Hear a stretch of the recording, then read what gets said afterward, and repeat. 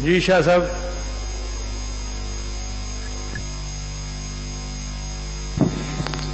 شکریہ جناب اسپیکر.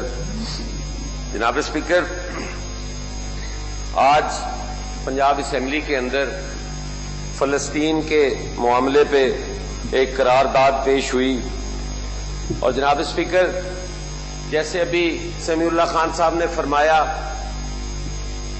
کہ ایسے ظلم جو ہے یہ نہ تو قراردادوں کے ذریعے حل ہوتے ہیں اور نہ ہی ایسے واقعات کی مذمت کر کے ان کا ازالہ کیا جا سکتا ہے.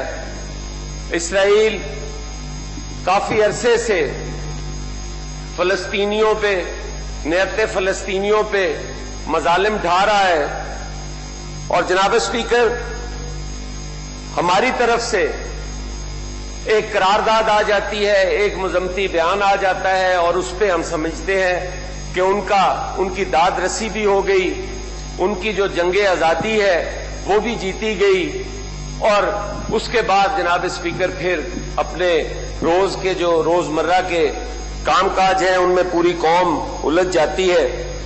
میں آج تھوڑی سی توجہ دلانا چاہتا ہوں کہ ایک وقت تھا، اس وقت پاکستان کی حیثیت ایک لیڈنگ رول کی حیثیت تھی، ایک لیڈنگ رول تھا پاکستان کا.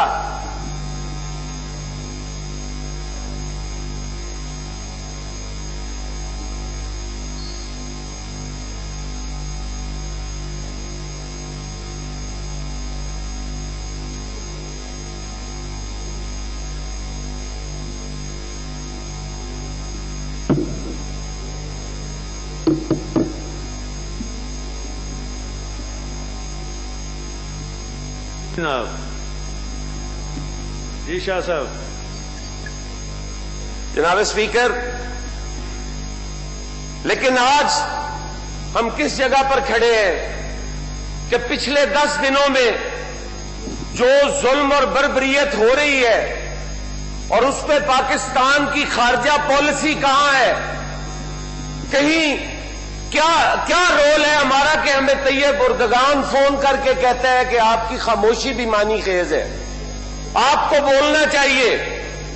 جناب اسپیکر، میں آپ کی توجہ دلانا چاہتا ہوں 1973 کی جو عرب اسرائیل جنگ تھی اس میں پاکستان کا کیا رول تھا، پاکستان کی کیا حیثیت تھی. اس میں پاکستان نے اپنے پائلٹس تک بھیجے، اور جناب جو شام اور اردن جا کر اس جنگ کا حصہ بنے. پاکستانیوں نے فلسطینیوں کے مسائل کو اپنے مسئلہ سمجھا. شہید ذوالفقار علی بھٹو نے، اور اس بلڈنگ کو وہ تاریخی حیثیت حاصل ہے کہ شہید ذوالفقار علی بھٹو نے یہاں پر OIC منعقد کروائی. جناب اسپیکر، یہ سمٹ مینار اس کی یادگار ہے. آج وہ ہمارے ضمیروں کو جھجوڑ کر کہتا ہے کہ کیا آج تمہاری قیادت کہاں ہے؟ آج تمہاری قیادت کہاں دفن ہے؟ آج کیوں بات نہیں کرتے؟ آج فلسطینیوں کی آواز اٹھانے والا اس دنیا میں کوئی نہیں ہے. اور میں سمیع اللہ کو مزید آگے بڑھاتے ہوئے میں کہتا ہوں کہ کیا ضرورت تھی پاکستان کے ایک جرنیل کو کہ وہ ریٹائرمنٹ کے بعد جا کر اس متحدہ فوج کا حصہ بنے جو مسلمانوں کی ریاستوں کی سرکوبی تو کرتا ہے لیکن نہ اسرائیل کی آنکھ میں آنکھ ڈال کر بات کرتا ہے اور نہ ہی امریکہ بہادر کی آنکھ میں آنکھ ڈال کر بات کرتا ہے. جب اپنے مسلمانوں کا معاملہ ہو، خواہ وہ اردن کا ہو، خواہ وہ عراق کا ہو، اس وقت اس کے جذبات اور ہوتے ہیں، اور جب اسرائیل کی بات آتی ہے تو وہ دبک کر ایک بھیگی بلی بن جاتے ہیں. جناب اسپیکر، ہمیں کب کس وقت ہم اس ایٹم بم کو اپنی ملکیت سمجھیں گے اور ہم کسی بھی ملک کی آنکھ میں آنکھ ڈال کر بات کریں گے؟ کیا ہمارا جو ایٹم بم ہے وہ ہمیں یہ تقویت نہیں دیتا کہ ہم برابری کی سطح پر بات کریں؟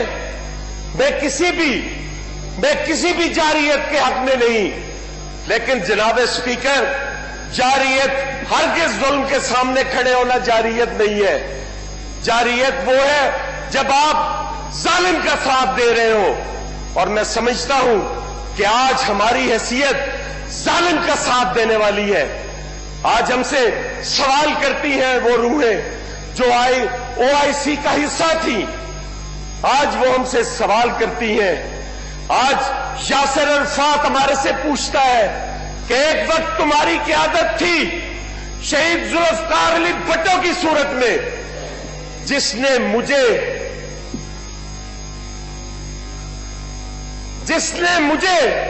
ایک سربراہ مملکت کی حیثیت دے کر پاکستان میں مہمان کی حیثیت سے بلایا. آج وہ روحیں ہم سے سوال کر رہی ہیں. آج سادات کی روح ہم سے پوچھ رہی ہے. آج شاہ فیصل کی روح ہم سے سوال کر رہی ہے. جناب اسپیکر، قذافی کو کیا جواب دیں گے ہم؟ اور کتنے شرم کی بات ہے کہ ہم نے اسی امریکہ کے کہنے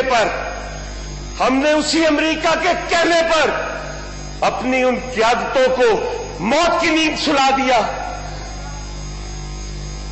جناب اسپیکر، اس خاتون کو کہیں چپ کرے. جناب اسپیکر، آج بھی میں سیاست کر رہا ہوں.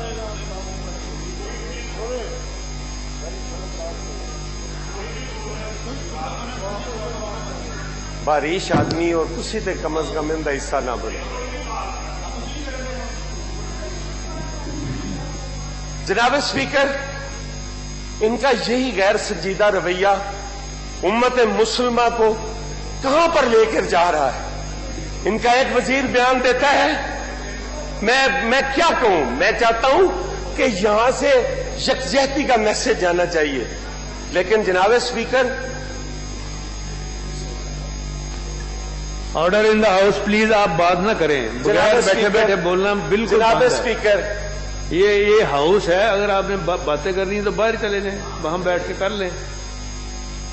جناب اسپیکر، میں واک آؤٹ کر رہا ہوں. میں جناب اسپیکر، آج مجھے میرا دل خون کے آنسو رو رہا ہے کہ آج بھی جناب اسپیکر اس خاتون کو یہ چیزیں یاد ہیں. جناب اسپیکر، کیا میسج دینا چاہتی ہیں جناب اسپیکر؟ اگر میری ذات کا کوئی مسئلہ ہوتا، یہ بات کرتی تو میرے سر آنکھوں پر تھی. لیکن جناب اسپیکر، جہاں پر سینکڑوں ہزاروں مسلمانوں کی جانیں موت کے سامنے کھڑی ہیں، نیتی لڑ رہی ہیں، میزائلوں کا مقابلہ غلیل اور پتھروں سے کر رہی ہیں، وہاں بیٹھ کر کے ہمارا مذاق اڑا رہے ہیں. جناب اسپیکر، ہم ان کے مذاق کا حصہ نہیں ہے. میں مذمت کرتا ہوں ان کے رویے کی اور میں واک آؤٹ کرتا ہوں.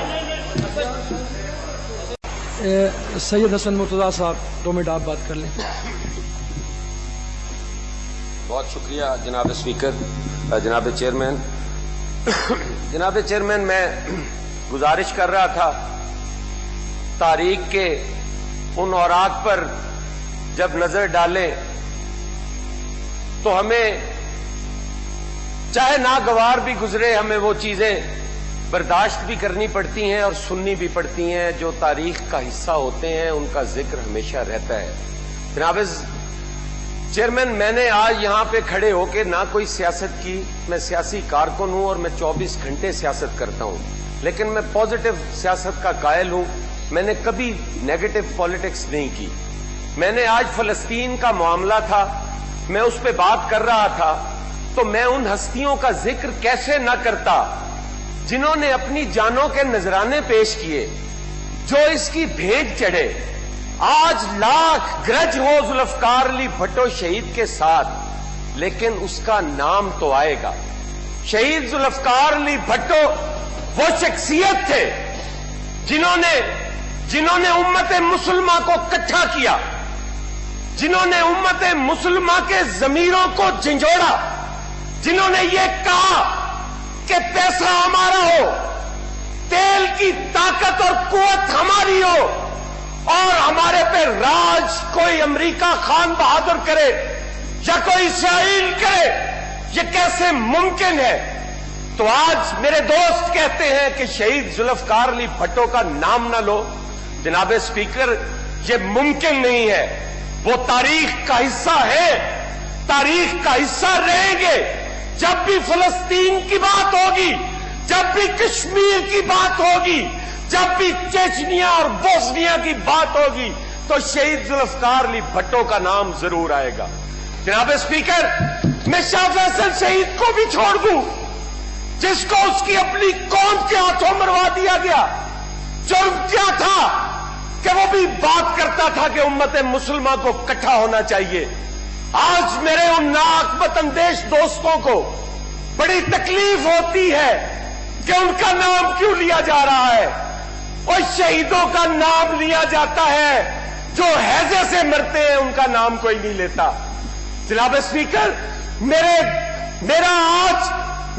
दिल खून के आंसू रो रहा है कि आज उस शहीद जुल्फकार अली भुट्टो के नाम से तकलीफ होती है, जिसने कादियानियत को अकलियत करार देकर और काफिर करार देकर इस मुल्क में खत्म नबूवत पर मोहर सब की। वो शख्स उसको कहते हैं कि जिसने इस पाकिस्तान के आईन को इस्लामी और जमहूरी बनाया, उसको कहते हैं कि उसका नाम न लिया जाए। कौन पैदा हुआ है जनाब स्पीकर तारीख को मिटाने वाला? तारीख लोगों को आसमान पर भी उठाती है और इबरत का निशान भी बनाती है, और वो वक्त दूर नहीं है जनाब स्पीकर, जब इस मुल्क के अंदर उन शोहदा का राज भी होगा, उन गरीबों की आवाज भी होगी, जिनको दबाने के लिए एक स्याही ज़हनियत काम कर रही है। जनाब स्पीकर, मैं फलस्तीन के उन मजलूम शोहदा के साथ खड़ा हूं। मेरी पार्टी उन शोहदा के साथ खड़ी है, और जैसे मौलाना ने कहा, हमें इन कागजों से निकलना होगा। हमें बात बराबरी की सतह पर करनी होगी। हमें उन सलामती कौंसिल के इजलास को वीटो करने वालों के खिलाफ आवाज उठानी होगी। हमें अपनी मुत्तहिदा अफवाज का रुख अपने मुसलमान ममालिक की तरफ से हटाकर हमें मुस्लिम उम्मा के दुश्मनों की तरफ करना होगा। जनाब स्पीकर, क्या बार बार हमें ही फतह किया जाना है? मैं मजम्मत करता हूं और आपका शुक्रगुजार हूं कि आपने मुझे सुना भी और मुझे बर्दाश्त भी किया। बहुत शुक्रिया जनाब।